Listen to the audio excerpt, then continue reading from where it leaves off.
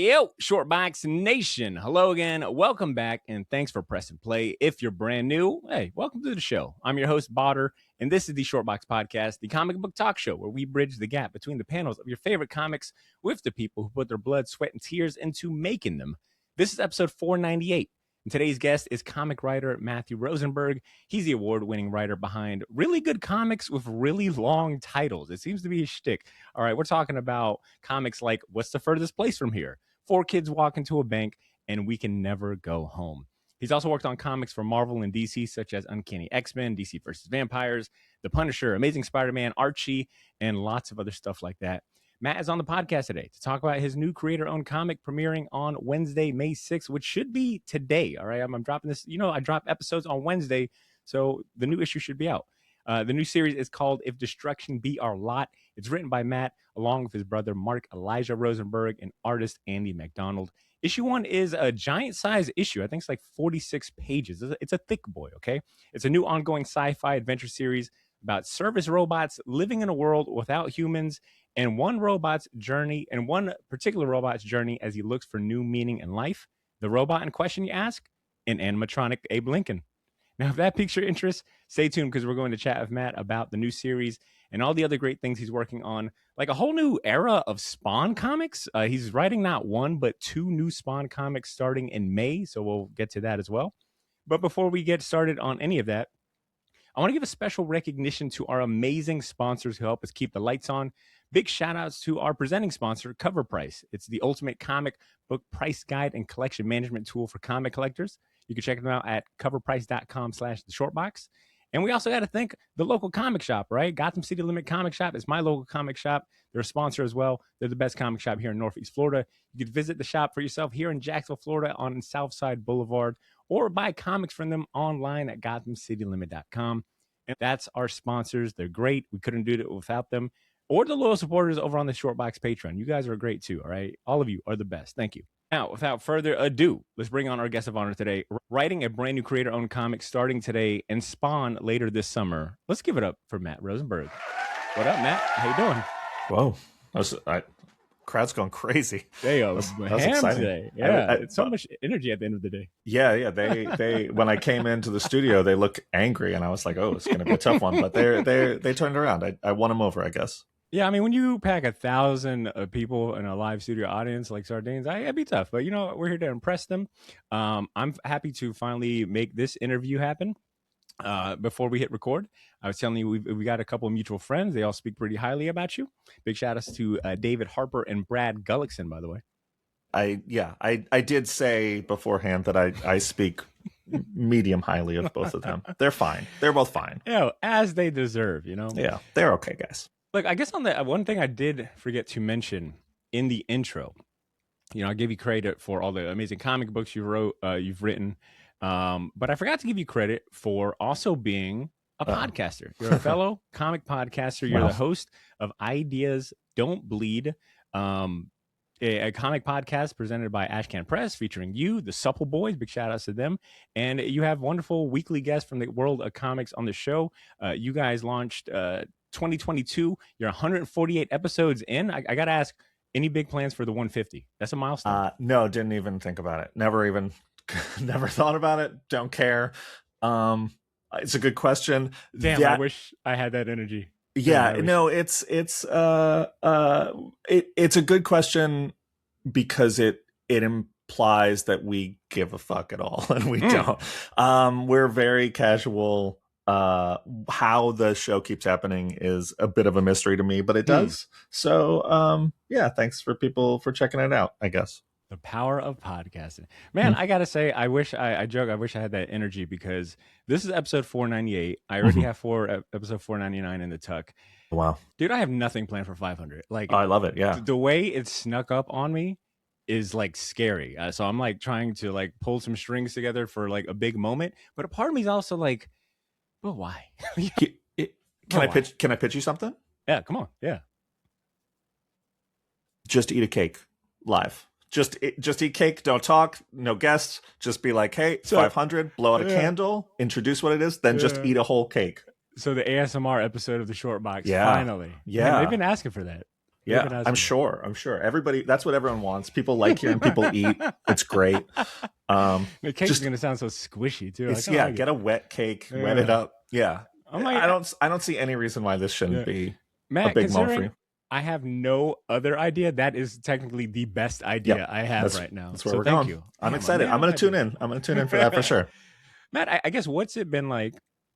I mean, because you're in heavy, like, safe to say you're in heavy promo media runtime. I mean, I typed in your name today. I think I typed in like Matthew Rosenberg interview or something like that, and it was like I got a lot of hits on Google, and they're all recent. Like, I think one just dropped today on I Read Comic Books, the YouTube page. There's like a one from last week.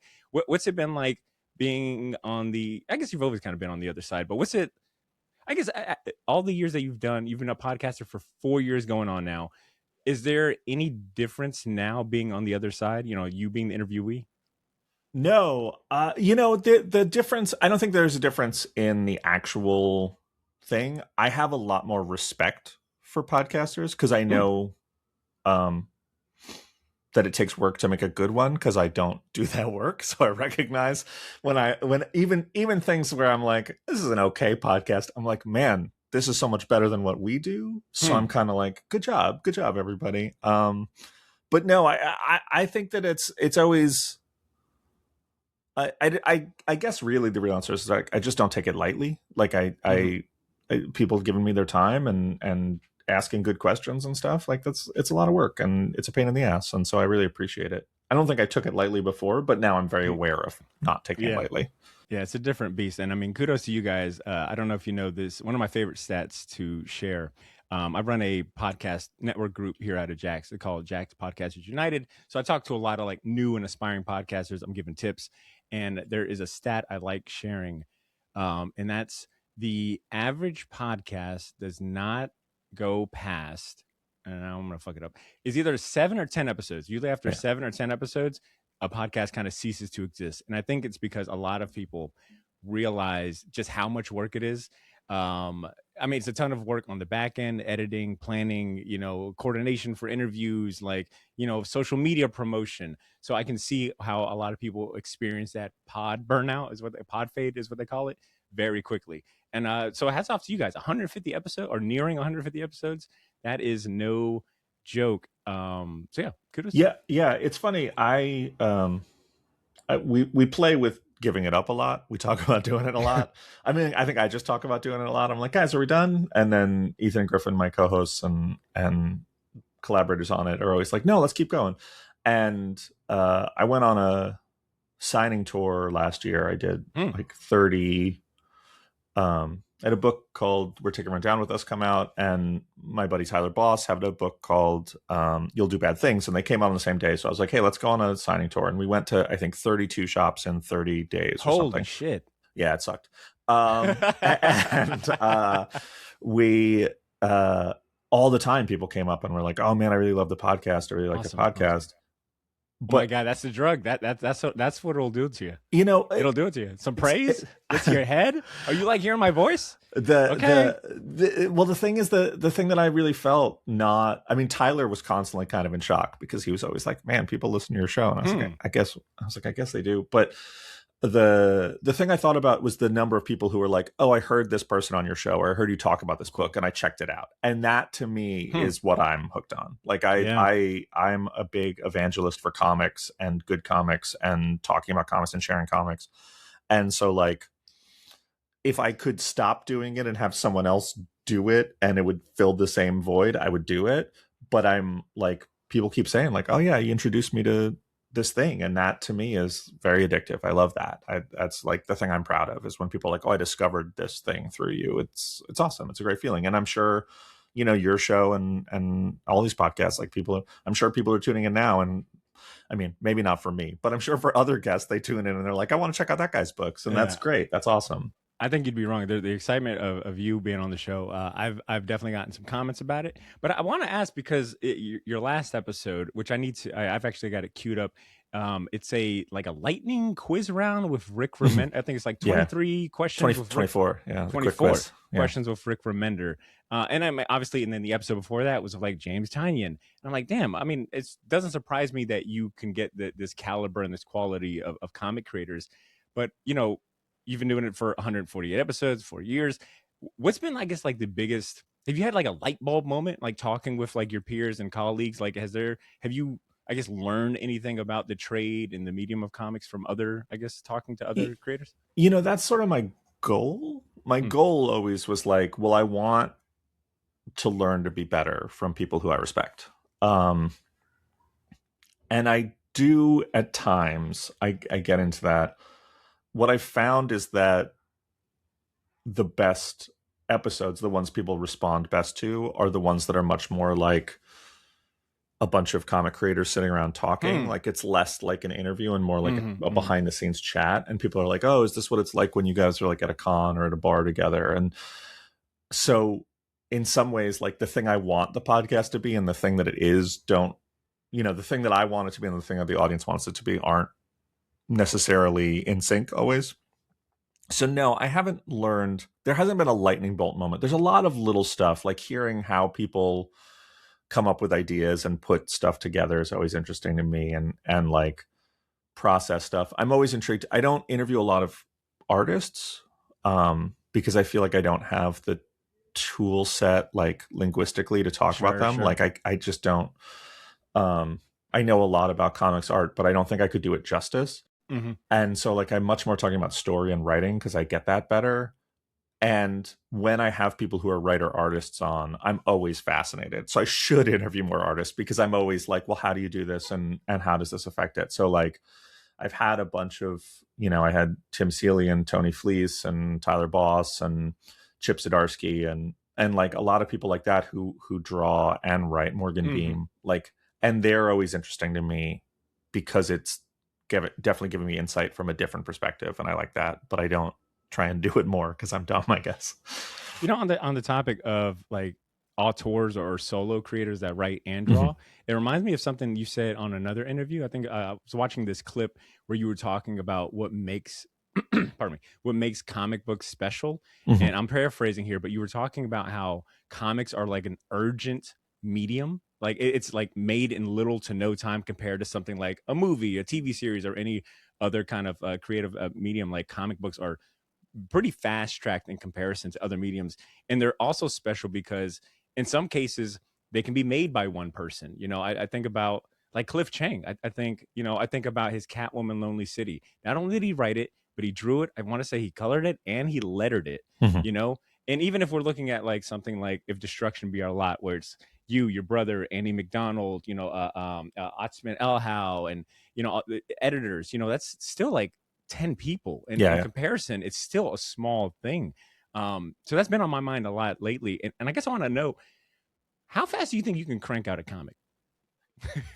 I don't draw it, so that's the quick part. The fastest I've ever had to write a comic, I had to write a script in 18 hours. Holy shit. Is that like unprecedented? Like what's the average? No. I don't know that there is an average. I know plenty of pro writers who it takes a month, and I know people who it takes 4 days. I'm not fast. People assume because of the volume I do that I'm a fast writer, and I know fast writers, and I'm not one. I just have no social life or free time, so the volume is because of that. But I tend to think like a week for a script is healthy for me. Okay. 2 weeks is nicer, 3 weeks is better, but a week is healthy, but I can do it in under a week if I need to, which I often do. Yeah. So 18 hours is insane in that comparison. I mean, and you said it yourself, the volume of comics that you have to your name is really impressive. You've written a lot of comic books. Yeah. What's the comic that made you want to write comic books? Like, could you pinpoint one? I think that there's sort of a multi-part answer to that. Like, I've been a comics fan my whole life, but I never thought, when I was a little kid, I thought about making comics, but I wanted to draw them, and I was terrible. And so I gave that dream up pretty quick. once I realized that I wasn't Jim Lee or Todd McFarlane, after 2 weeks of trying, I was like, yeah, it's over. I'm done. You too? Okay, cool. Yeah. It's pretty disheartening to be like, I'm going to draw like just like Jim Lee, and then you sit down and you're like, you don't even know that that's Wolverine. I just hung it up right there. 12-year-old me throwing the towel or whatever. But I didn't think about making comics for a long time, and then there were two sort of things that made me there's sort of a two-part answer. One is Powers by Brian Bendis and Michael Avon Oeming. That to me was like a lightning bolt moment for sure, of just like, I know it's corny to say like, oh, I didn't know you could do that, but like reading a book like that, I was like, oh, I didn't realize you could play with the medium this way. I didn't realize you could play with genre this way. I didn't know you could do something that felt so personal and intimate, but also fun and epic and big. It just felt like all these things that I hadn't seen. And it's all, I don't want to disparage it because I love the book. It's one of my favorite comics of all time. It's nothing, none of the ingredients to Powers are original. It's just everything is done at their pinnacle. Yeah. And that to me was exciting, that I was like, oh, there's a way to do everything that I've seen done before better and more interesting and combine them in interesting ways. But I still didn't have a key as to how to make comics. And that was just a moment that got me excited about the idea, but I didn't think it was realistic. It was actually reading an interview with Steve Niles, the writer Steve Niles. He made a lot of books I love, like 30 Days a Night and Criminal Macabre and a bunch of stuff that I love, the Cal McDonald books. And I was reading an interview with him, and he used to play bass in a band that I loved, and I had no idea. And I grew up in like the punk and hardcore scene in New York, and he was in a Washington, D.C. punk band that was before my time, but I loved them. I had all their records, and finding out that he played bass in Gray Matter, I was like, oh, someone who came from sort of where I came from now does this other thing. And that to me felt, because I didn't know anyone who made comics. I never met anyone who made comics in my life. That felt like, oh, I could do this. And not in a like, oh, if Steve Niles can do it, I can do it way, but in a like, oh, someone from my background like figured out how to do this. So that combined with Powers was like, Powers gave me the passion, and Steve Niles' career gave me the belief in myself, I guess. Yeah. I'm glad that you brought up your music background, the punk and hardcore scene. One of the most interesting fun facts I learned about you today is that you co-wrote an album and a comic with a member of the Wu-Tang Clan, and not just any member, but the one and only Ghostface Killah. And I'm talking about the comic book 12 Reasons to Die, a companion comic to the album of the same name by Ghostface Killah and Adrian Young. You were involved with, you're credited as like writing the album or co-writing the album. And what, I guess, long story short, how did you get involved with Ghostface and his team? How did this comic come to life? Yeah. So it's my first published work. Okay. 12 Reasons to Die comic. So my like I used to work in music. I worked in the music business, and I quit to make comics. Oh wow. Wait, what were you doing in music? I did everything you can do in music that doesn't involve having musical talent. So I booked shows. I ran a merch company. I tour managed bands. I put out records. I can change a guitar string. I can tune a drum set. I can fight a promoter for money. I can run security at a door.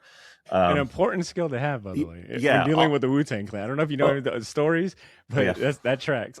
So I can do all that, and I can't, play a chord on a guitar. So I worked in music, and I put out records for a while. Like I ran a label out of my living room. And I gave all that up to sort of I was just getting burnt out on music. The music industry is awful. And the only thing I liked as much as music was comics. So I jumped ship and tried to make a go of it of comics. And I was, getting nowhere and super broke. And then this guy reached out to me, and someone had put him in touch with me because they knew that I was a music guy who was into comics, and he had a bunch of comics questions. And so this guy just called me out of the blue and was like, "Hey, can I take you to lunch and pick your brain?" And he's like, "I'm a manager of a musician, and I want to pick your brain." And I was so broke that, like, he could have said, "Can I take you to lunch and then I'm going to kill you after?" I'd be like, "Yeah, it's lunch, like, sure." Um, and so I went to lunch, and we had this really long lunch, and he paid for it, which was all I was there for. And then at the end, I was like, he's asking me all these questions and advice. And at the end, I was like, "Oh, by the way, like, you just got to tell me who the artist is." And he was like, "Oh, I'm Riz's manager. This is a project that we're doing with Ghostface." And I was like, "Oh, everything I said, like, throw it out the door." Because I was giving him advice based on, like, how to use a comic to promote an artist. And I was like, "You don't need to do that. Like, everyone knows who RZA and Ghost are. You can use the comic as a thing to sell itself and make money on it. And, like, it's not a promotional giveaway. It's an item that could be sold." And so, we went back and forth for a long time, for weeks. And then he was like, "Yeah, do you want to write the comic?" And I was like, "Yeah." And I ended up writing and sort of project managing and the whole comic. And I, hired all the artists and all the stuff. And it's based on this record that Ghostface made with Adrian Young, who's an amazing producer, amazing musician. That was this concept record. It was this, like, story, sort of a giallo horror kind of story about Ghostface, and the whole record, every song is sort of a chapter in this story. So I'm sorry. I just want to jump in and say the premise and theme for this record is I'll be honest. I remember this record coming out, and at the time, I was on to other things, so I did not check it out like that. So that's probably why I missed the comic connection. But I went back today, actually, and gave the album a run through, and Great I'm record. like, I'm like, how the fuck did I skip over an Adrian Young produced album with Ghostface? Insane. Yeah.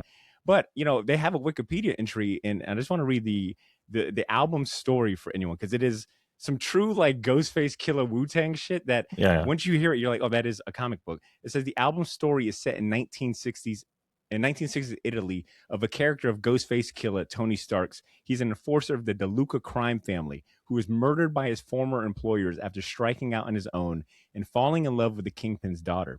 His remains are melted in vinyl and pressed into a dozen LPs that, when played, resurrect them as the Ghostface Killah, a force of revenge incarnate. Badass. Yeah, it's good. It's not how vinyl works. You can't melt a person in it, but other than that, it's cool. They brought it to me, and it was this whole thing, and we had a very funny problem with it in the start, because I remember talking to Adrian and talking to Ghosts people, and I was like, "Yeah, there's a problem, because the way comics work in single issues," they were like, "Yeah, we want it to be a horror thing." And I was like, "But it's not a horror thing, because it starts as a crime story. It's not a horror thing until he dies." And they didn't want him to die in the first issue. And they were like, "Yeah, it has to go for a while, where it's like, you have to really show the gangster." And I was like, what we're going to have is, we're going to be selling this to crime fans. And then suddenly a ghost is going to appear, and they're going to be confused. And people who want a ghost story will already have not picked up the first three issues, because they think it's a crime story. And so we had to build this whole structure. I was like, we have to restructure the whole thing for the comic. So the comic works in this very weird way, where it's like two different stories, half a crime story and half a ghost story. And then partway through, you realize that the crime story is taking place in the ghost story, that someone is telling you the crime story as a way of explaining who the ghost is that's hunting them, and whatever. It was a little bit clever, or convoluted. I don't know, whatever. It was fine. But from there, so we did the book, and I brought it to Black Mask. They were a company that was just starting, and they had a music connection, and I knew the guys who made it and who ran the company, and I brought it to them, and they were I brought it to a lot of publishers, and everyone was excited, but the time frame, everyone was like, "You can't make it this fast." And Black Mask was like, didn't know better, and they were like, "Yeah, let's go for it. Like, we're a new company, like, let's try." And so we did. We just made the comic as fast as possible. And yeah, it was good, and it was fun. And then from there, like, RZA's people, I got along with really well, and they wanted to go and do a sort of sequel. And Adrian didn't want to do a sequel, and they were like, "Well, we can't do a sequel because it's Adrian's thing." So I ended up coming up with a different record that was like a thematic sequel, but not an actual sequel. So it's called 36 Seasons, and that is a pseudo sequel, and that's a Ghostface record. And I wrote, what all the songs were and the story, and named it and designed all the art and everything. And then while we were working on that, Adrian was like, you know what, I do want to do a sequel. And so there's a 12 Reasons to Die 2 that is a different record that I didn't work on because there's no comic. And then there's a 36 Seasons record, which is like, so there's a literal sequel and a spiritual sequel to the record, which is weird. But that's very Wu-Tang to me. That's very like, we got pulled in a bunch of different directions and had a bunch of crazy ideas and tried them all.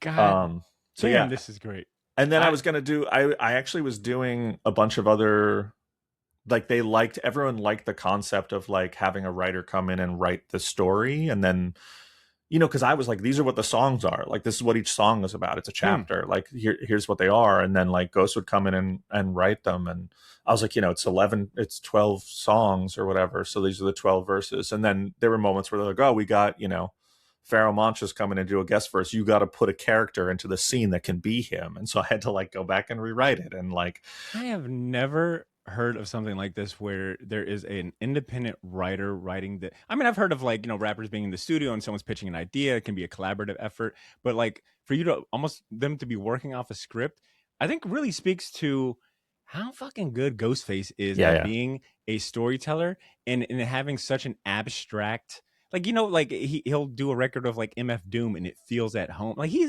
a walking comic book character to me. Like he's a legit living walking comic book character. Yeah, for sure. It was super strange and surreal. And like, there's a funny thing in the credits because they were like, yeah, you're going to get credited for co-writing the record. And I was like, cool.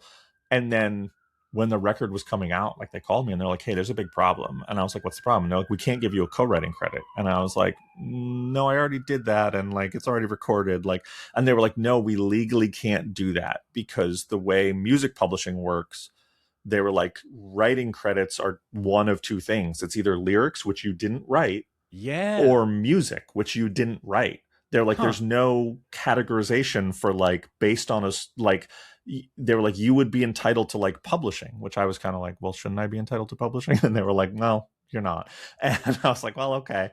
And that was bad negotiating on my part. But so like the credit in the record is like based on a story by me. And I'm like, that makes it seem like Ghost read a book I wrote and like was like, I'm gonna make a, which isn't true. Like I wrote it for him. So it's very weird. Like people come across it and ask me about it, and I'm like, yeah, it's very like confusing to explain. But they liked it so much that I was doing a bunch of others. I was working with a couple other rappers to make records, and then the label that was doing it ran out of money, and there was some mix up, it's like running a label's hard. So there was a whole mix up, and I was just like, yeah, this is all more than I want to be doing, and I want to be focused on comics. But I had two other rappers that I was doing records with, and one of them I thought was really cool. One of them I was like, oh, this is not cool. It's going to be a bummer. But one of them was really good. I thought. Talk about a way to enter the comic industry. That is that might be one of the most interesting stories I've ever heard on the show. What would you say is the most important lesson that you learned from that experience working with Ghostface and RZA and the whole team, like working on a project like that? I think the thing to learn was just like be flexible. Like it's just, there are so many pieces of that just change where you're just like, oh, we had to, we couldn't, when we were making the comic, because of the time frame, we were, like I had to change the story. I had to be flexible because of the way comics are made. And then we were like, oh, no artist can draw all this fast in the time frame we need. So we were like, well, every short story, every chapter is a different artist, and one artist can do half of a book in this time, but the other ones are always changing. And so then there's like 10 artists on the book. Yeah, do you mind if I name some of these artists? No, yeah. It is a murderer's row of talent. And when you consider that this album and the comic came out in 2013, I think, full respect, some of these names were not who they are then versus now. I mean, some of the names involved with this comic: Jim Mafood, Tim Seeley, 8 Powell, Tyler Crook, Ben Timblesmith, Joel Jones. I know I'm missing a few, but I mean, I'd still be listing names if I named everyone. It's like an insane amount of talent. Yeah. It was just me putting together like a dream list of people to do stuff. So we were just constantly emailing people. And it was super funny because I was constantly emailing people and being like, hey, like, you don't know who I am, but I'm doing this thing with the Wu-Tang Clan. And I had multiple people be like, can you prove that you're doing a thing with the Wu-Tang Clan? And I had to kind of be like, no, like, I don't have a, like, you want RZA to email you? He's not going to. Like, do you want Ghost to call you? That's not going to happen. And they'd be like, well, do you have contracts? And a lot of the stuff was sorted before we had publishing deals. So I was like, no, like, we don't have anything. Like, you just have to trust me that this is happening. And so it was eventually, when enough people had signed on, I could just be like, hey, I'm doing this thing. All these people are working on it. Can you do it? And so that's how it went. But like, for a while, there were multiple people who like later came up to me and like were like, so that was real? And I was like, yeah, that was real. That was like, you know, we the first issue, Ghost played on Jimmy Fallon, and Jimmy Fallon like held up the comic and was like, there's a comic, and talked about it. And a lot of people who like had passed on it or whatever, like emailed me like the next day or two. And were like, badass. Oh, hey, yeah. There's a sequel coming out. Can I get in on that? So that was funny to me, but cool. Yeah. Oh, yeah, that was one hell of a fucking rabbit hole, man. Thanks, man. That was dope. Yeah. I don't know if you've shared that story to that extent before, but thank you for sharing that on the short box. That was great. I'm hearing you talk about, now that I'm kind of in this like hip hop mind frame, Wu-Tang. When I think like Wu-Tang, I think like grimy, gritty '90s New York hip hop. I know that you're based in New York. You live in New York. I think one of the profiles I read, it says that like you kind of just like walking around, your neighborhood when you just need to get your thoughts going. I guess, is it safe to say that your New York upbringing is pretty much baked into the DNA of a lot of your characters and stories? Like you wrote a bunch of, you wrote a lot for Marvel Comics, and this is going to sound stupid, but I got to ask, does living in New York make writing Marvel Comics a little easier? It's funny. I feel like, to me, Marvel Comics, I connected a lot more to Marvel when I was a kid because of the whole world outside your window, and like, you just see it. You'd see buildings you knew. He'd go to places I'd been. Like, I feel like Marvel has lost that a lot. Like, it used to be the writing staff was very New York based, and big time. Yeah. It's not anymore. They're, like, I'm from New York, Charles Soule's from New York, Greg Pak's from New York. I know I'm forgetting others, but Ethan Sachs. But it's not most of the writing staff. It's a very small percentage. And I feel like Marvel these days doesn't do that as well. Doesn't do the world outside your window. It's become too big. It's become too global to bother to be like, this is what Gramercy looks like or whatever. And like, the artists aren't from New York, and it just doesn't.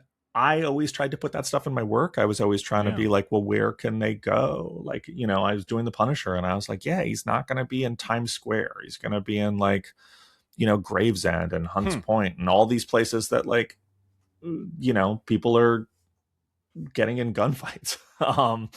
And I did put him in Times Square in the book. I said I'm not going to put him in Times Square, but he definitely is in Times Square at one point. But Punisher isn't too cool for a little touristy New York every now and then. He needs to go to the M&M store, same as anyone.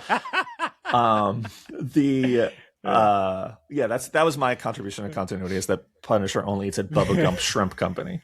That's but I feel like I didn't do enough to be like, these are New York essential comics, but I feel like I did more than a lot of people. Sure. So it's complicated. Well, I asked that because I recently I think I was rereading some article or something, and sorry, I bring that up because it makes me think of the stories that Frank Miller has shared, as well as like other writers from like the 70s and 80s that were working at Marvel, like Jim Starlin, I think, has also shared stories about like, on their way to work, they might get mugged. They might see some shit on the train, and they bring that into, like, I think Frank Miller specifically was talking about, I think, getting mugged or held up at gunpoint. For and Daredevil, he brought that right into the story. And I think, to your credit, to your point, it is, I think, reading like old Marvel from 70s and 80s, that New York energy, like, that's what I thought New York was. Between Marvel comics of the 70s and 80s from my dad's collection, plus like hip hop, when I go to New York, you know what I'm saying? Like, these references and these things that I absorbed as a child, like, I don't know. When I go to New York, I don't know. It all kind of coalesces. So it's hard because the city that New York is famous for being is not the city that New York is. and like, I think a lot of people, even non-comics people, they think of New York and they think of the Warriors and Death Wish, or like, you know, Panic in Needle Park, or whatever. There's a lot of like 70s, 80s exploitation stuff that's like Escape from New York. People are just like, yeah, is that what it's like? And you're like, no. I mean, even my friends who like, I have a buddy who's a British writer, and he comes here a lot and he loves New York. And we were hanging out in Central Park, and it like got late, and he was like, should we get out of here? And I was like, why? And he's like, you know, Central Park after dark. And I was like, man, everyone around here is like a rich old lady walking a golden retriever. Like, what do you think is going to happen? And I was just like, you think this is Death Wish, and it's not, man. It's just not. But I jokingly pitched it when I was at Marvel. I was like, look, we still tell stories about Hell's Kitchen, and Hell's Kitchen is like the best foodie neighborhood in Manhattan. It's like I was like, it's not the Hell's Kitchen we talk about. And we're still just being like, Daredevil patrols Hell's Kitchen. And I said, the only place in Manhattan, in you know, central Manhattan, that feels like that, I was like, is the Port Authority bus terminal. And everyone was just staring at me. And I was like, we should do a story that is like an alternate universe that just takes place in the Port Authority bus terminal. Like, Kingpin runs the bowling alley below the bus terminal, and Spider-Man is in there. And I was like, and it never leaves the bus station. Yeah. And everyone was just like not amused. And I was like, yeah, I'm not entirely joking. I think that would be a really good, like, you know, not a ongoing series, but like a fun thing to just be like, what if the Marvel Universe consisted in just this one little nexus of like really rugged New York that still exists? All I ask is if you'll just write me in as like an innocent bystander in the back. The first time I went to New York Comic Con, I think was 2024, I think. And I made the mistake of booking my like my hotel too late. So I had to go through the Airbnb route, and I booked this spot in Hoboken, which I just like saying Hoboken. So I had to catch the train, the bus to the Port Authority every morning, like mad early too. Like I had to be up super early to make sure that I got there in time. And for the Port Authority, I either caught the subway to the Javits, or sometimes I would walk, depending on how I felt. But yeah, that would be a pretty cool damn story. Yeah, the bus station has been cleaned up a lot, but you can still see a lot of people like lose a tooth or two in a brawl there. That's the only time I felt I was like, yo, it's 2:30 and we at the bus at the Port Authority. I want to go home now. Yeah, it's real. Okay, Matt, I want to go ahead and shift gears and talk about the main reason why I've got you here today, and that's to talk about If Destruction Be Our Lot #1. It comes out, like I said, by the time this episode comes out, it's on the same day. So I'm hoping that someone right now is listening on their way to the local comic shop to pick up this wonderful issue that you put out. The first issue is a giant size. It's a big boy, 46 issues. I had a chance to, you sent me an advanced preview. Thank you so much for that. I will say it is a moody first issue, a lot of storytelling. It's very tone driven. We get introduced to this world, these characters. It's a lot of atmosphere. You're tackling themes of loneliness, isolation, finding purpose and meaning, a lot of existential things I was not expecting to feel reading this first issue. But I think the most interesting thing about all of that is that it's centered around one central character, and that is an animatronic Abe Lincoln. And so, you know, I got to ask the obvious, where did the idea of using a robot Abe Lincoln come from? Why did you feel like he was the perfect vehicle to be the main character of the story? I don't think I did feel like that. The idea came from something you alluded to earlier, which is just that I like walking around my neighborhood in New York. I go out at, you know, I'll finish a chunk of a script, or I'll finish a script or something, and I'll just grab my headphones and I'll go walk for a couple hours, just, you know, 2 a.m, go out and, you know, hit the halal cart if they're still open, get something to eat, whatever, or just walk. And I was walking one night. It's you know, not very busy. I go places that aren't very busy, and hadn't seen anyone in a few blocks, and I just had this vision of just this thought about, you know, it'd be funny if the animatronic Abraham Lincoln from Disney World was walking these streets and there was no people left, and that was it. I don't know why I thought that. I don't know where that came from.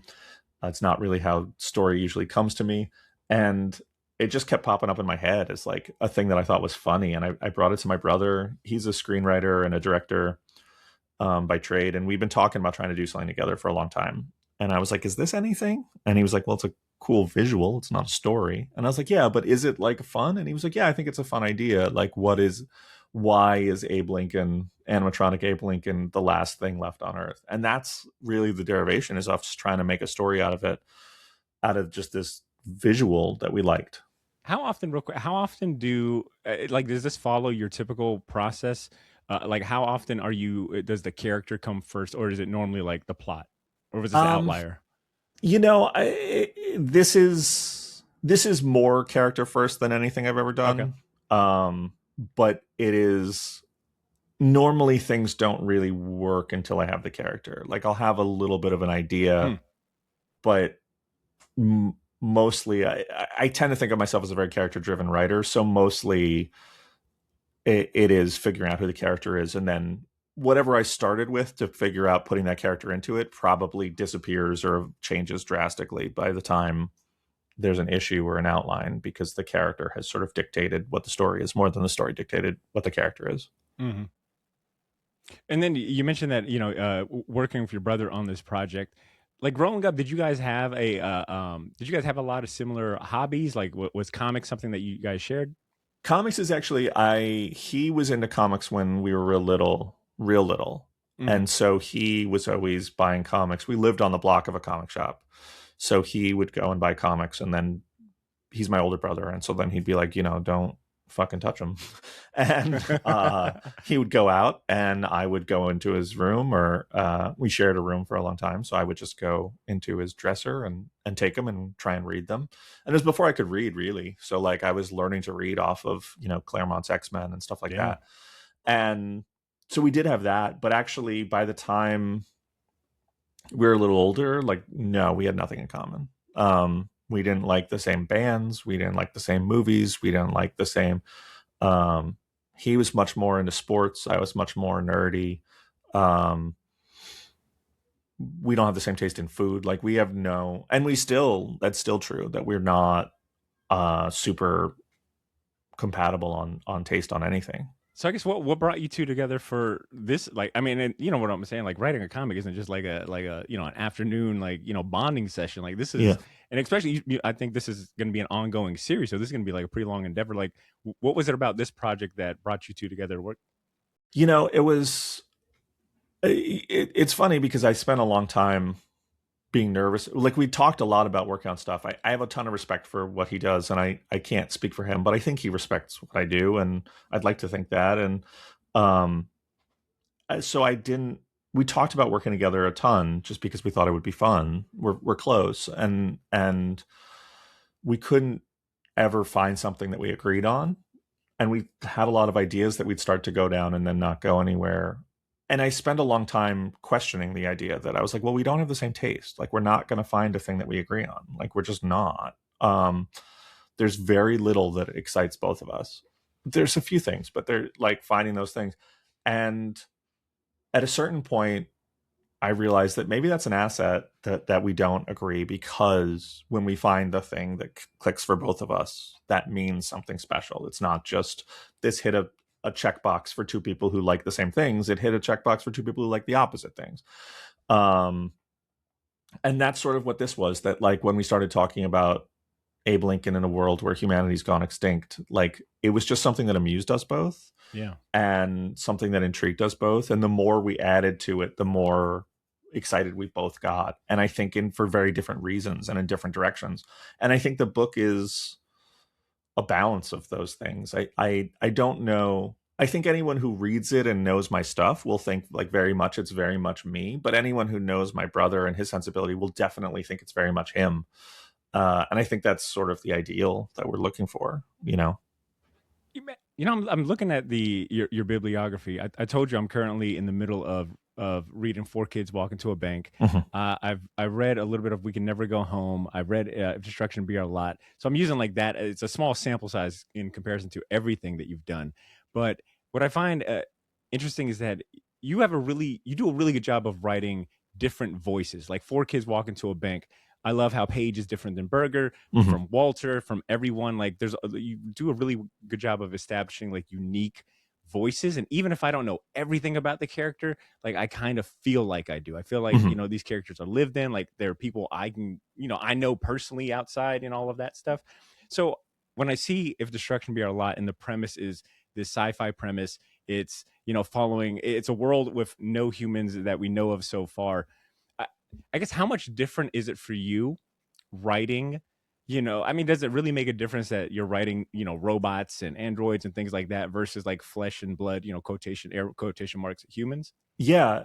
What's funny is that when I mean, thank you. That's nice of you to say. I sort of pride myself on, like I said, like character stuff. And so I when we started, the initial idea was actually that um, all of the robots sort of were this giant network, that the city was just kind of one big organism, and they were all super intelligent, like just the smartest intelligence, the knowledge of all of the internet and all of humanity combined into this. So like your garbage can is as smart as the thing that runs the whole city. And then Abe was going to be this outsider who was not connected to that network. And it essentially became this idea that like every character he met was God. And we were like very intrigued by that and thought it was a very interesting idea. But I hit a point where I was like, yeah, this book only has 2 characters in it now. And like, that's fine. You can do a book with 2 characters in it. You can tell a story with 2 characters in it. That's great. But I just felt like we had a real missed opportunity. And I was like, we should throw that out. Like there's an interesting idea there, but it's an interesting idea, but I don't think it's a better book. Like it's a better hook, but a worse in execution. And from there, we just ran with this idea that like every robot is unique and different and like people, and they take on the best and worst attributes of people. And so no, I kind of write them just like people for the most part. And so there are, there's big gruff ones and sad meek ones and ridiculous ones and weird ones. And it's yeah, but when I'm feeling good about a script, I sort of forget that they're robots. They're just the characters, and like it just happens to be that one of them is named Bus, and one of them is named Breakfast Robot. Like easy to remember, which I can appreciate, by the way. Sure. And I'm glad you brought up both Bus and Breakfast Robot, because it kind of stole the show for me. I fucking loved Breakfast Robot. I won't spoil anything. Just know Breakfast Robot right here. Feel that in my heart. I know. Breakfast Robot is so beloved among us who made him that there's a lot of conversation about like, where does Breakfast Robot come back in the story, and how can Breakfast Robot come back? Real quick, Matt, I got to ask. I read somewhere, like I said, first issue, double size, 46 pages, which I love. What's the price on it? I don't know. $4.99. Damn, that's a steal. Oh, that's a value right there. Okay. First issue, double size. Like I said, you're establishing the story, the atmosphere, the tone. I read somewhere, and maybe I'm misremembering because I like to do my research at like fucking mad late at night where my eyes are starting to cross over. Am I correct that I read somewhere that this is ongoing and you're already on like scripting out like the 3rd volume or something like that? Yeah. Andy's drawn issue 11, which is the middle of the 3rd trade. How long has it been in the making? I mean, it's been in the making in some form for 6 years. Wow. But, wow. That is me and my brother getting together and talking about it for a good chunk, then COVID hitting and nuking everything for a good while. And then, me taking over the Joker and DC vs. Vampires, and my brother, doing all the stuff he's doing, and Andy coming in, and then Andy being like, oh, they need me on Wonder Woman, or they need me on Doctor Strange. So we were never on like the comic schedule of like, this is full time and it has to come out soon. But very early we made the decision that I was like, well, let's just make as much as we can, because let's make it in a different way than we normally make comics. Let's do a thing where we can go back and change things. Let's do a thing where everyone can do their best work and not be on a deadline crunch, or not be sacrificing their health or, their relationships with their families. And so, I just decided like, well, I have the money, I can pay everyone to make it and just not put it out for a long time. And so we've been making it full time. It's existed for all of us for years and years, and we've been making it full time for a while. So we're on the 2nd year of the book and churning ahead, which is creatively great and fiscally very, very stupid. Very dumb way to make a comic, but it's fine. Yeah, I love that you're putting it all out there. Yeah, talk about a leap of faith. That's awesome to hear. So, all right, by the time most people hear this episode, if they're listening to it on the release date, it'll align with the first issue of If Destruction Be Our Lot. Do you have any kind of like a custom like something that you do when it comes to the release of first issues? Like, do you still like, is it still a big deal for you? I know that, you know, your bibliography is crazy, but is the release of a first issue still a big deal for you? Yes. I'll be honest. I don't think I do anything special. I maybe get like, you know, some Chinese takeout or something, but like I don't do something crazy. Give me double meat on that beef and broccoli. Yeah, it's a big day. I don't do yeah, I might get the Peking duck on release day. I was dining in today, baby. I no takeout. I'm eating in. But I don't think I do anything crazy. Like, I'll tell you this, like, I don't take a day off. I'm not like, oh, I'm not gonna go work. I like, used to. Do you go to like the comic shop to pick it up yourself? Okay, so I used to do that. I used to do that for every issue. Yeah, I would go to the comic shop and pick it up. I would go when I started making comics. New York was a much healthier place, and I would go. I had a routine where I would go to Times Square. I'd go to Midtown Comics. I'd sign a couple copies.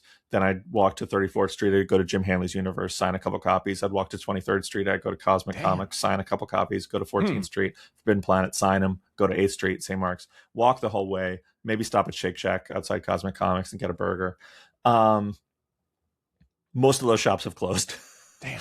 So New York is rough. New York is a rough city. The Jim Hanley is still going strong, but in Long Island, in Staten Island, and St. Mark's Comics still going strong, but in Brooklyn, Cosmic is no more, sadly. So it's just Midtown Forbidden Planet. But I used to go do that. I'd buy a copy. I'd sign copies of every single book. And then I just hit a point where I was too busy and also didn't need them. I hit a point before I didn't need them where I was buying them and then I would just hand them to someone on my way out the door and be like, here's a free comic, because I was like, well, I don't need this. I don't need a bought copy of my own book. And then I just stopped doing that. I still will pop in, but that's just a time constraint thing, less than a feeling. Honestly, when you're like, is there something special you do for a first issue?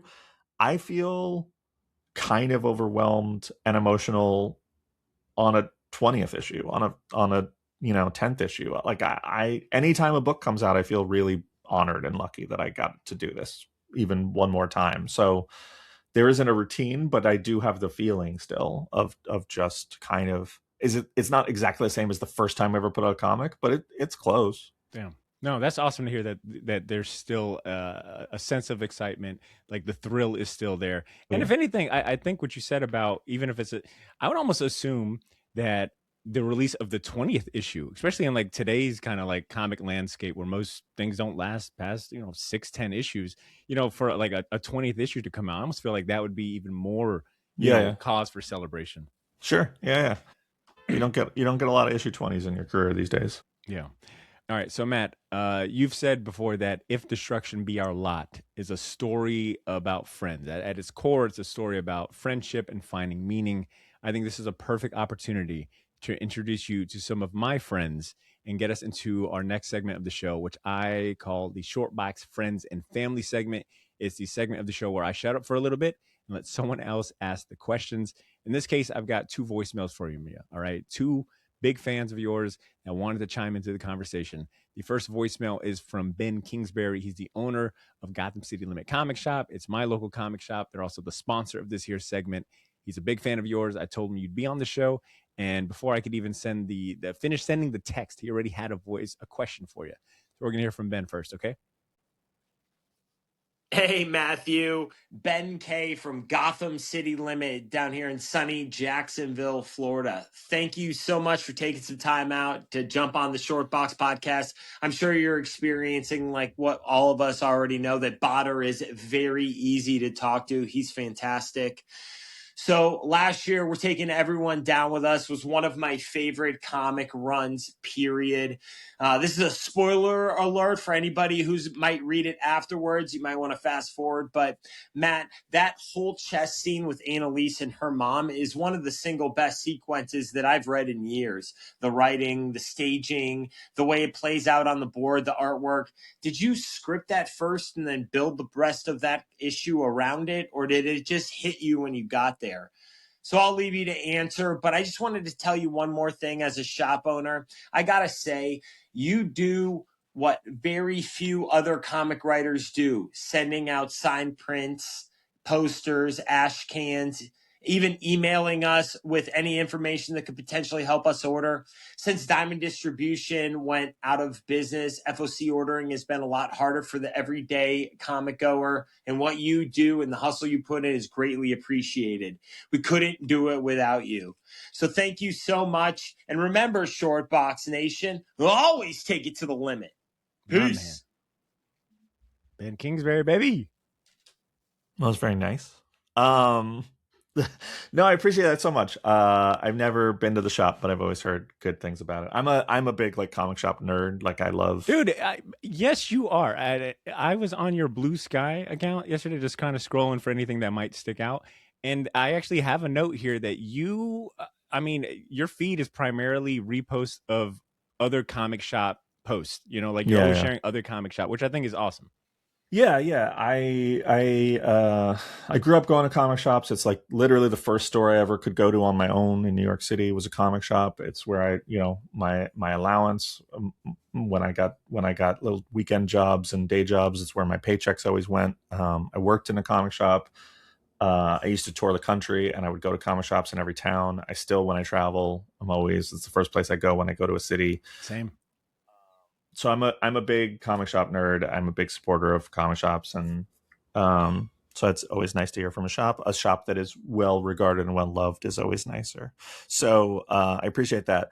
As to the question about the we're taking Run Down With Us scene, yeah. So I knew early on in that issue, Annalise. The book is about the child of two supervillains, essentially, who is lost a parent and ends up on the run, and she ends up with her mother. Spoiler, but whatever.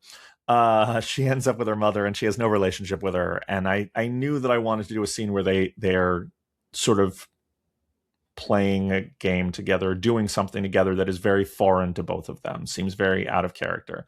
And at first, I actually had the scene in mind. They were going to be cooking together, and I thought that was a funny thing, but then I just couldn't make it fit with the characters, and it didn't make sense. And then I was like, well, chess. And then I had the realization that like Annalise, the little girl, was raised by her dad, who was a mad scientist, and he would not have taught her how to play chess, really. It wouldn't make sense. So then I realized that she's a super genius, and she could pick it up as she goes and be quite dominating at it. She is one of the smartest people in the world. And so all that went out the door. The interesting thing about the scene is actually Stefano Landini, my partner on the book, I said to him, I was like, we want to do this chess scene. I was like, it's very complicated, the way I have it in my head. It's going to be hard for me to explain it. I'm going to literally make a grid of what I want to happen. Is that okay? Because I don't ever do that. And he was like, yeah, sure. Stefano is, I've written so many things in that book where I was like, I don't know how you draw this, but this is what it is. And then he comes back, and he is amazing at taking what's in my head and putting on a page and making things that would be most other artists would have trouble making clear, and making them super understandable and very clear. He's one of the most concise storytellers I know. But I wanted to have the chess scene where the characters are on the board. It's that the board pieces are panels on the page, and the squares of the board are panels on the page, so they are appearing. But I also wanted it to not feel inauthentic. I didn't want people to look at it and be like, this isn't a real chess game, or like, this is an idiot. It's trying hard. Yeah. And so I had to research and find an actual chess game that would be played by masters, that would make sense. And I had all these criteria where I was like, well, it can't be too many pieces on the board at the end of the game, because I need all this space for dialogue and for their heads to appear. and I found a bunch, and I found the game I wanted, and then I realized that I needed. Annalise was always represented wearing bright colors, and her mother was always represented wearing dark colors, and so I had Annalise be the white piece, and her mother be the black. Or I had Annalise be the black piece and her mother be the white piece. And then the game I found had the wrong character winning the game. And I was like, God damn it. And it was, so I had to, I spent another day researching to find it reversed, which I could have just swapped the colors. And I didn't realize that till later. That's how much my brain was in it, that I was like, I could have just made the white pieces black pieces and that would have worked. But it was a lot of work, but it's actually chess nerds. One person read the book and called me on it and was like, this is Bobby Fischer versus Boris Spassky in the World Chess Championship Game 6, which it is. It's the last 3 moves of Spassky Fischer Game 6. So yeah, that's what it is. And I said it's a 48 panel page, and it's more because there's actually panels above it, but whatever. And I was like, it's and I numbered every piece and was like, these are the pieces that have to move in the 3 pages of it. Yeah. It was a pain in the ass. It's the most I ever spent working on a page. 3 days to get 3 pages. Wow. Is it safe to say that writing, because I mean, it's safe to say that a lot your books, for the most part, like tend to, I mean, I think it's safe to say like you'll gravitate towards like kind of thrillers, slice of life-ish crime noir stories.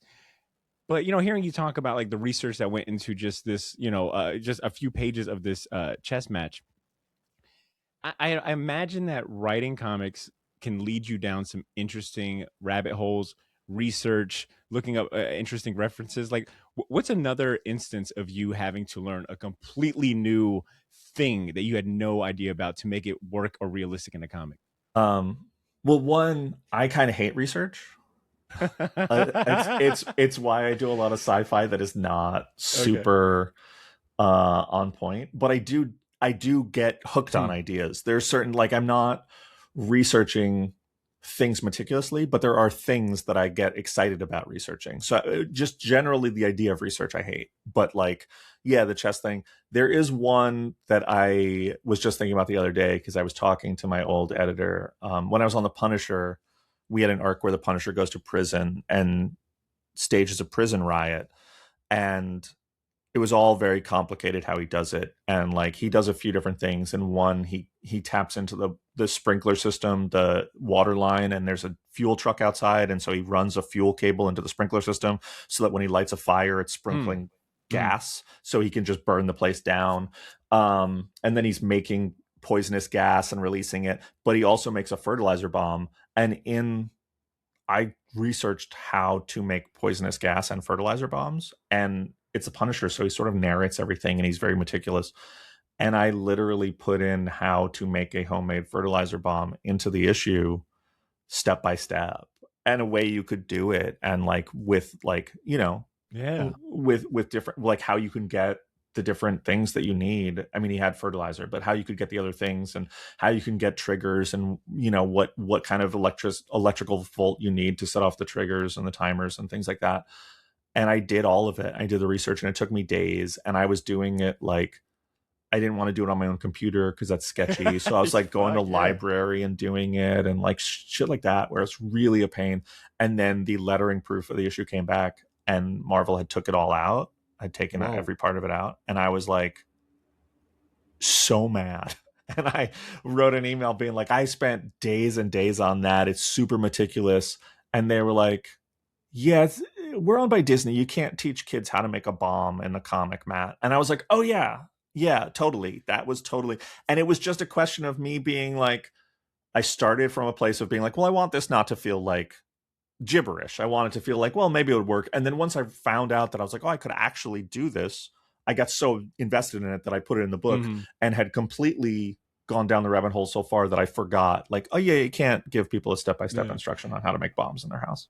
You're like, do you know how many computers were sacrificed for me to go find this information? The viruses downloaded on these innocent public library computers. Yeah, I'm sure the FBI was at every library that I was at, asking questions with my picture, trying to figure out what's going on.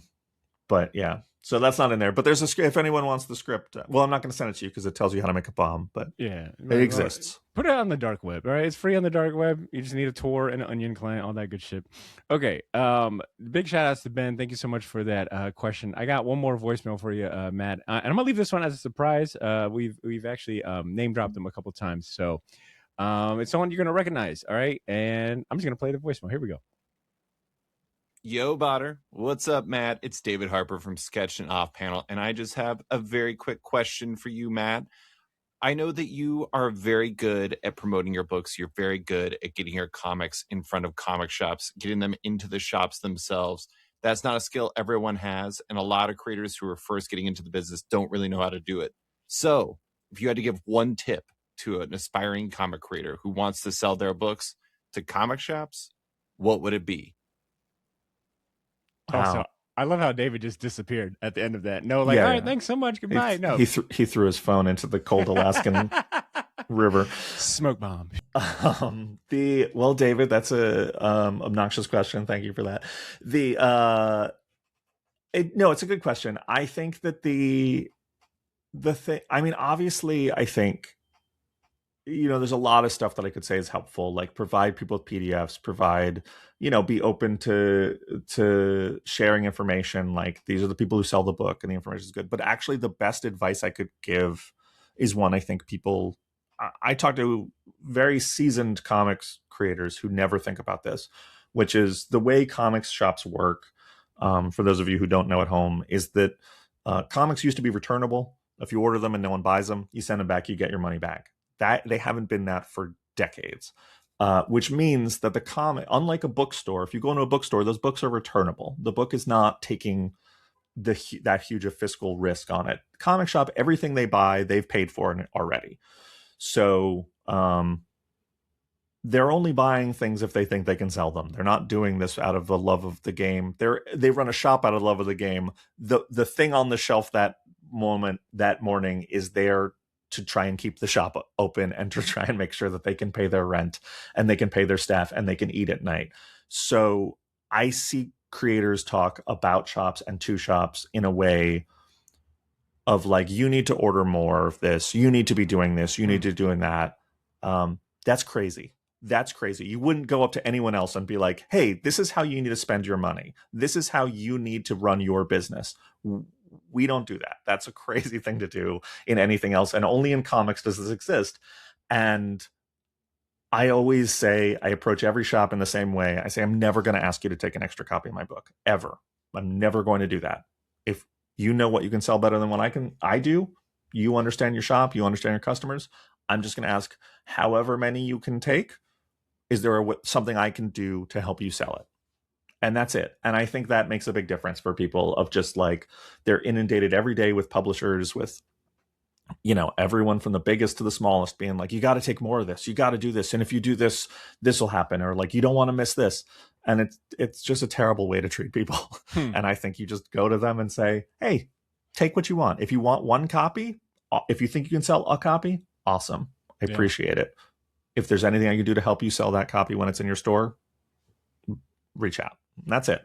That's my whole ethos.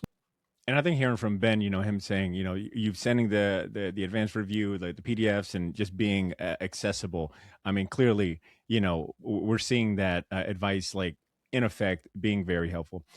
And David's question got me thinking about some of the recent creative ways that I've seen comic book publishers market new books. There's two that came to mind as I was preparing everything.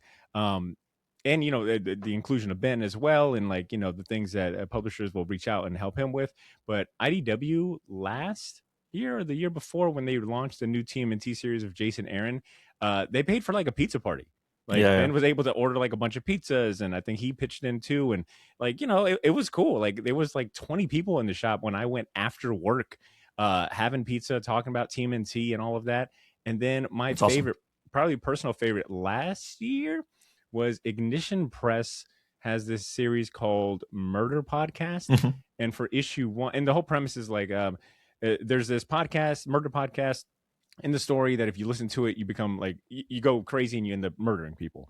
So based on that premise of the story, they packaged the comic with like these branded earplugs, you know, that said like murder podcast, don't let it get to you, something like that. I'm doing a terrible job, but I thought that was such a nice, you know what I'm saying? Like it was a cool way to tie it into the story. It was a cool little, you know, as a podcaster, you know, obviously that piqued my interest. What would you say, you know, what's the most creative way that you've seen a comic promoted or pitched, whether that be at the creator level or the publisher level? I think no one does it better than Robert Kirkman. I think, and I think retailers would disagree with me on both of these things. On both of the examples I'm giving, you could find retailers who would say no, but I disagree. I think three things. I can point to 3 times that Robert Kirkman has done things. One, the end of The Walking Dead.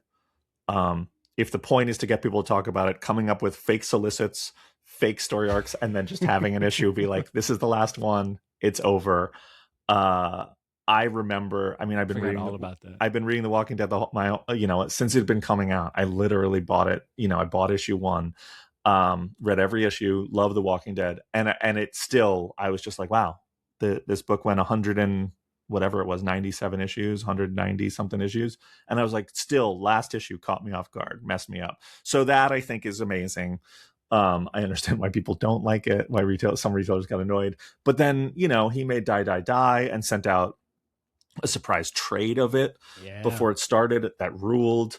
The stuff with Void Rivals being like, oh yeah, there's a Transformer in it and we're not telling anyone, like all of that, like that to me is so exciting, like such a good pop for your dollar, like such a fun, like, yeah, we should be solicits and cover reveals and all of that takes so much of the fun out of this stuff. Like I'm a person who doesn't watch movie trailers because I'm like, I want to go and have every shot be new to me. I want to all feel it for the first time when I pay money to sit down in a theater and see it. And we so rarely get that in comics because we're like, you know, your cliffhanger is immediately spoiled by the next issue solicit and the next issue after that and the covers. And so I love that Kirkman finds ways to surprise people. That's a huge, huge one for me, for sure. Those are amazing examples because I remember, especially the Die, Die, Die. I remember walking to the shop and it was like a frenzy. They were like, yo, did you know Kirkman's got a new comic? And it's like, wait, what? When? It wasn't in the solicits. It wasn't in the previews. Yeah. You know, like he gives you a reason to be at the shop, you know, and I think that's, and that's one of my favorite aspects. My pull list does not look like what it used to look like years ago, but you can't beat the experience of going into a shop, that communal aspect. And also, I mean, in a way, it's funny because me and Ben recorded an episode last week, and we got to talking about returnability and how much, you know, the lack of returnability means that there's a lot of onus on him to be like the tastemaker, to really be in touch, to read previews and, you know, PDFs and like try to get ahead of the curb. Where the hell was I going with that? I just had a brain fart. I was going somewhere with that. Now I completely forgot, but it'll come back to me. But yes, Robert Kirkman, master at the marketing of comic books. I hope it really comes back. I think it was a good stretch. Anyways, big shout outs to David Harper. Great voicemail. Matt, I'd be remiss if we did not talk about Spawn before you left. Sure. I've been dying to ask. You have been on one hell of a run in terms of creator-owned comics. I mean, obviously, If Destruction Be Our Lot comes out today. You just wrapped up. We're taking everyone down with us. You know, I mentioned 4 Kids Walk Into a Bank. Like, you've been crushing it on the creator-owned comic space. I think I'd read an interview a couple years ago where you were like, hey, this is, you know, I've written for Marvel, DC. I did the big-time gigs. I really want to focus on my own thing.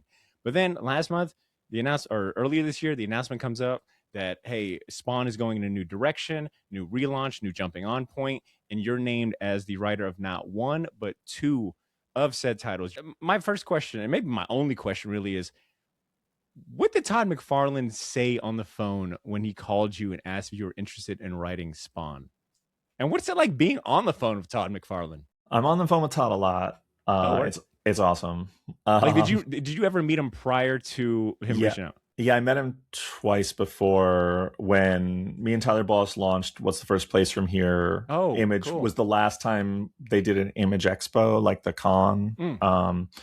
And Todd was there. And so he sort of introduced himself to everybody. And I was kind of just awestruck because he's one of my heroes. And then I did a Comic-Con in Arizona where he lived at the time. And he came to my table and just to chat. and was like, how's it going? And I was just like kind of awestruck. So I had met him before, briefly, twice. But yeah, his assistant reached out to me and was like, Todd wants to have a meeting. Are you available tomorrow? It wasn't even tomorrow. It was like a few days later. And I said, yeah, I'm available. And for reasons I don't know, I was convinced that he wanted to talk to me about toys. And I was like, well, he's got McFarlane toys. He wants to talk to me about toys. And I spent days being like, what is he talking about toys about? And then right before, I was like, he's not talking to me about toys. What am I thinking? And I was like, oh, he's going to ask me if I want to write a book. And I was like, well, what would I want to write? And I was like, well, Sam and Twitch. I love Sam and Twitch. So I'm going to like be like, yeah, what does it take to get me Sam and Twitch? And we got on the phone and, small talk for a minute and a half. And he said, so I'm just calling to see if you wanted to take a shot at writing Spawn, taking over Spawn. And so my Sam and Twitch thing got thrown out immediately. And I just was like, yes, I do want to do that. But it hadn't even occurred to me that even vaguely occurred to me that was going to be an option, that was a thing we were going to talk about. And he didn't beat around the bush. Todd doesn't really do that. So he just said, do you want to take over Spawn? And then we talked. I think we were on the phone that first call for a little over 3 hours, just talking about Spawn and what he thinks it is and what he wants it to be and what I think it is. And, think what I believe a comic should be. And I, was asking a bunch of questions and then, I took 3 or 4 days to write down some notes, and then we jumped back on the phone for another 3-hour call. And, we did that for a few months of me just being like bouncing ideas off of him and asking questions until I had a pitch. And then I sent him my pitch, and, he hated it. And, he just said no. And like, he's been so forthcoming with his feedback that I immediately was like, like, I think I just got fired. And I called him and was like, yeah, can you give me anything else besides no? And he was like, yeah, this just feels like you're trying to write like me. And I said, well, yeah, it's your book. It's your character. Like, I am trying to write it like you. And he said, if I wanted a book written by me, I'd write it. Like, I hired you because I want a book written by you. And that just blew my mind. That's not something that editors or IP holders or any of those people say a lot. And so I went back to the drawing board, threw everything I had out, started the whole process again, and came through and pitched him what I'm doing now. And yeah, he loved it. He was really excited, and he was throwing out ideas and I was throwing out more ideas. But basically the skeleton was that second pitch, and here we are now. And I guess if you don't mind, I guess just giving like a quick pitch about what's it like being the bridge? Your bridge, it feels like you're almost bridging the gap between the book's past and the future, right? Like, not just like longtime fans, but this is an opportunity for like new fans to also jump in. I guess, what can both sides of the fence expect from your new era, from this new movie? Yeah. I mean, that was really important to me. I'm a longtime Spawn fan. So I did not ever want to, there was no point in my head where I was like, we should throw out everything that came in the past. Like, I love what's come in the past. I think what Todd has built is just a monument to everything comics can be. Can I also just jump in on that topic? What I appreciate a lot about Todd and Spawn, I'll be honest, I haven't read Spawn in like years. This does pique my interest, but what I really respect, I think the last Spawn comic I bought was 300 because it was such a monument. It was like, whoa, I forget what the stat is. It's like the longest running creator owned superhero comic, something to that effect. Yeah. But what I've always respected, aside from just Todd being a fucking awesome businessman, is that he's never really fallen into the trap of like relaunches or new number ones and a legacy numbering. It's always been like, no, we're going to continue on this train and we'll have jumping on points, but the numbering is the numbering. The numbering is the numbering. And what it does is it creates a very, I think, growing up for me, numbering didn't mean anything. You jump on when you jump on and you figure it out. The big two have really dissuaded people from understanding that that's how comics can be and should be. And so I think Spawn feels very intimidating to people when it doesn't have to be. It is also very dense and very lore rich book. Sure. So I think people are very intimidated, and I was very aware of that. So my idea was, how can I do something that is for people who've been reading for 375 issues and read every read Gunslinger Spawn and read The Scorched and read Medieval Spawn and every spin-off book.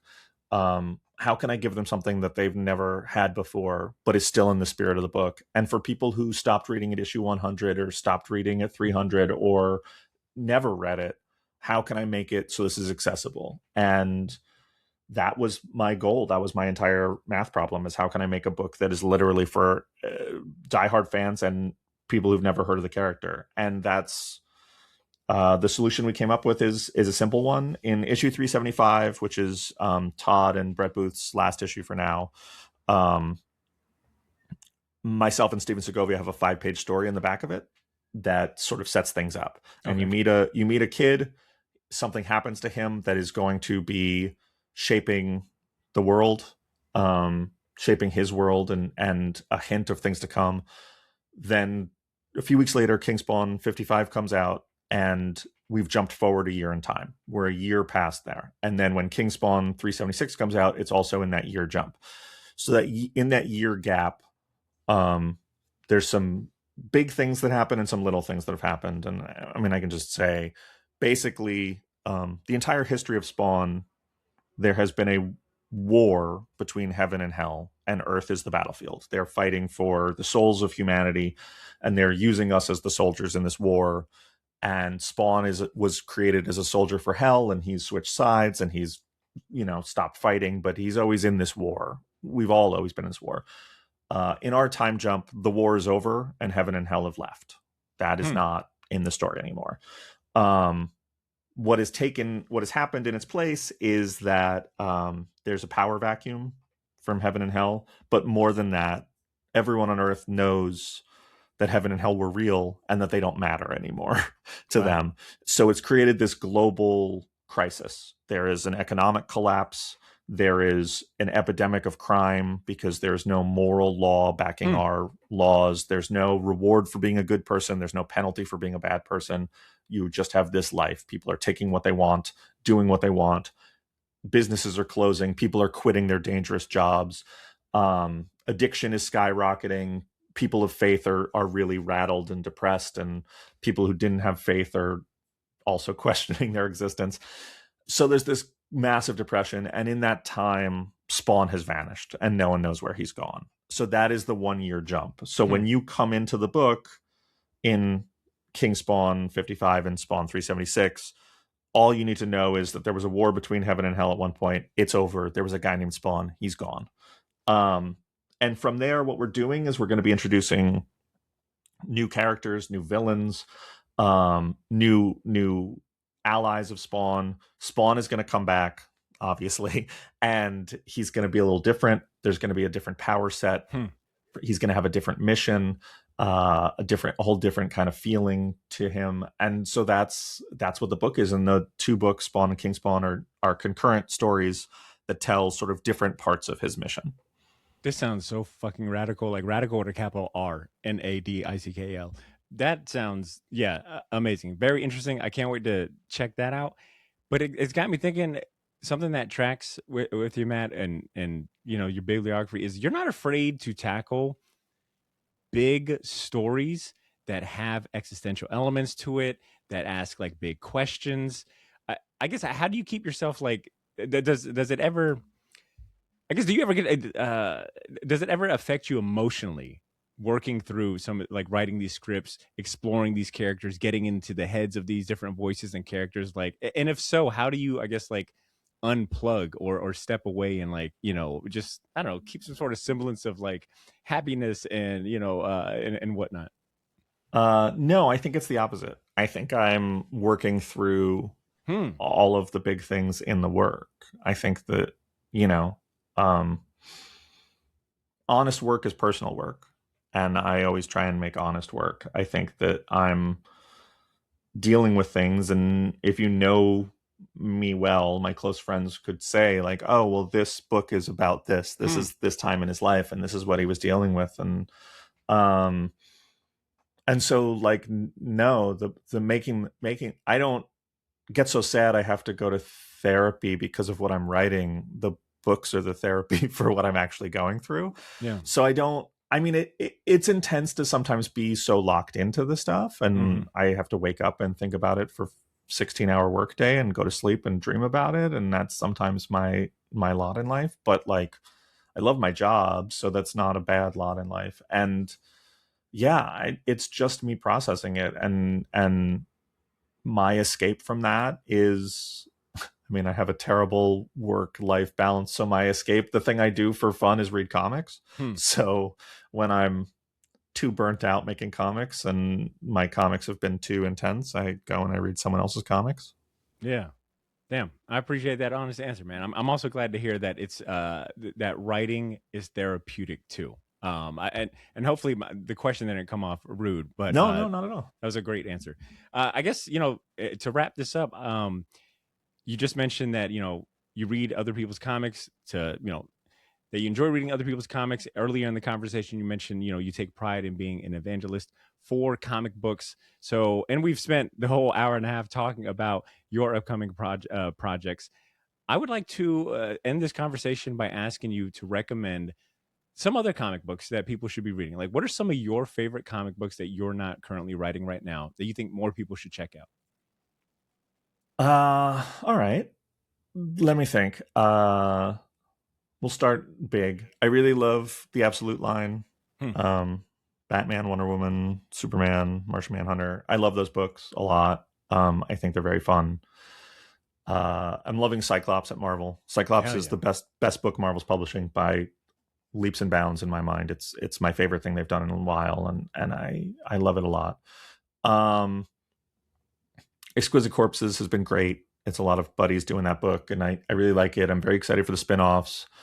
I'm really excited for Absolute Green Arrow to go back, but since Pornsak works on Corpses and that, I can say both. Anything Pornsak does is amazing. I really I've been loving The Phantom of the Opera. Has been great. We were talking about it beforehand. It's not a new book, but anything David Lapham does to me is a must read. And so Stray Bullets, if you've never read Stray Bullets, that is a must read for me. The new Powers, we talked about that too, but Powers 25 is amazing. I don't want it to end. I love it so much. What else have I been reading? I read a book called Mr. Boop recently. That's a Silver Sprocket book about Betty Boop's husband, and he's just a regular guy. He works at he works at a sandwich shop, at a chain sandwich shop, and he's married to Betty Boop, who's, you know, the most famous cartoon in the world, and he doesn't think he can sexually satisfy her, and he has a lot of crisis about that, and crisis about how he loves her so much, and it's a lot of one page like strip jokes, and these are great. Yeah, Mr. Boop I love so much, and there's one that I literally like probably sent it to half of my friends at various times, where he just goes into a divorce attorney's office and he hands him a gun and he says, if I ever come in and say I want a divorce from Betty Boop, I need you to shoot me. And that's it. That's the whole strip. And it's just the funniest thing I've ever read. So I'm a big evangelist for Mr. Boop. Yeah, I mean, I don't know. I read so much stuff. I'm trying to think. I just read recently a book called The Smell of Starving Boys, which is a Western that I really, really loved. Beautiful, surreal, sad, spiritual Western. If you want more Westerns in your life, that's a must read. Power Fantasy is great. People should be reading the Power Fantasy from Image. I love that book. Matt, you are in tune, man, and I love the range of books too. Right now, I'm now like trying to simultaneously like scroll through Silver Sprocket's like page, because they've got a way more comics than I thought they did. Oh yeah, everything Silver Sprocket makes is awesome. Yeah, I have a little subscription to Silver Sprocket. They offer a little subscription and they send you everything they put out. Oh, that's dope. And so I get everything. I bought Mr. Boop because it came out. I bought it before the subscription, but I love Mr. Boop so much. I had Mr. Boop in singles, but then they had a nice hardcover, and I was like, well, I need it in the hardcover because I love it so much. I really like, you know what I've been really reading and loving, and I can't wait for it to come out in comic shops so I can buy it again, is the Three Worlds, Three Moons stuff. I am so excited for that to get a wide general release. I'm a Mike Del Mundo super fan. For sure, yeah. I cannot wait. Mike Del Mundo is a genius. Mike Hollison's a genius. Nick Spencer's not a genius, but he's pretty smart. John Hickman's a genius. It's and it's amazing. It's world building and stuff. Like if you're a nerd for sci-fi at all, it's like a sci-fi dream because it's just the scale of it is so big and crazy, and so many awesome people work on it. So I'm very excited for those books for sure. Hell yeah. Not like my reading list needed any more entries. I've got an insane to read pile, but a lot of those things I took note of here. So thank you for that, Matt. And I think with that being said, we got an episode. Ladies and gents, this is the Shortbox Podcast. And we just finished talking to Matthew Rosenberg about a little bit of everything, right? We talked about the Wu-Tang Clan. This episode. We talked about his brand new sci-fi ongoing comic series, If Destruction Be Our Lot. Issue 1 available right now at your local comic shop. We also talked about his upcoming work in Spawn, right? Spawn 55 and Spawn 376 hitting comic shops in May and June, respectively, and a whole bunch of other stuff, all right? So check out what he's got going on. I'll have links to Matt's social media and website in the episode show notes. You should also check out his podcast, too, Ideas Don't Bleed, all right? It's a damn fine podcast. That'll be linked in the show notes. Matt, you've been great. This has been a really wonderful conversation. Seriously. Do you have any parting words, any shameless plug before we wrap up? It's right after Easter, and it's right after Easter, right? I'm not crazy about that. If you can still find marshmallow peeps, if you can find them on sale, put those in a hot chocolate. Like get a hot cocoa, get a Swiss Miss, whatever your hot cocoa is, throw a peep in there. Peeps are pretty gross, but in a cocoa, they're great. I have actually had that, and I co-sign. Normally, I don't fuck with peeps at all. No, they're bad. Cocoa? Come on, man. That's great. Cocoa just makes anything great. So, That's true. With that being said, folks, you got your marching orders. Buy some peeps, drink some hot cocoa. Go buy If Destruction Be Our Lot. That's what I got for you this episode. Thank you so much for tuning in. You guys are the best. Peace.